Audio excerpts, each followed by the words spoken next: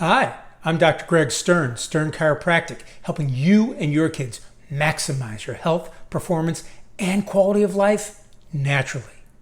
Well, today I'm going to share with you a recipe for my lentil walnut burgers. Originally, I got this recipe from nutritionalfacts.org. Dr. Greger, he has some wonderful nutritional information, especially plant-based nutritional information. And I downloaded his recipe. I adapted it a little bit to make it more of something I would like, and so I'm hoping you'll like it as well. It's pretty easy to do, very tasty, and very healthy. So just as an overview, what will you need? You'll need a food processor, you'll need onion powder, garlic powder, paprika, salt, black pepper, minced garlic if you want to have the minced garlic, that's optional, rolled oats, flaxseed meal, chopped up parsley, chopped up red onion, brown lentils, walnuts, and white miso. The recipe makes about 8 burgers, so I tend to freeze almost all of them, leaving one in my fridge at a time. They freeze very well, defrost pretty quickly in a day, and again, they're pretty tasty. So let's get started.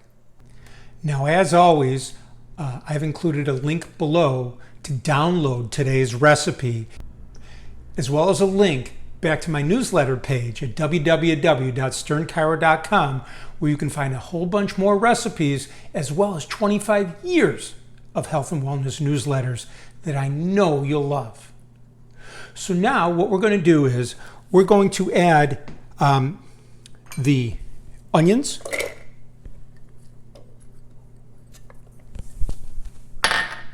the walnuts, the parsley,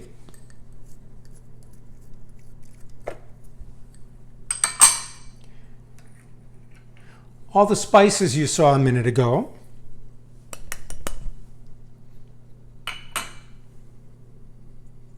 the miso,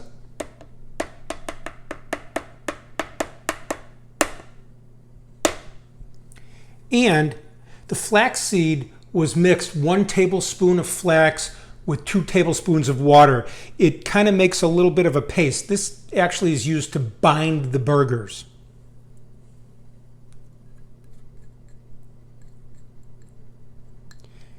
And so what we're going to do is run this food processor until it blends it all together but leaves some texture. I'll turn the video off so you don't have to hear the noise. All right, next we're going to add the lentils. Now, note in the instructions that you'll download, the lentils need to be cooked but then need to be dried. If they're too wet, the burgers become really hard to work with. So there's some recommendations about either blotting it with a paper towel or possibly laying it out on a baking sheet on some parchment paper and just putting it in the oven for a few minutes to dry out.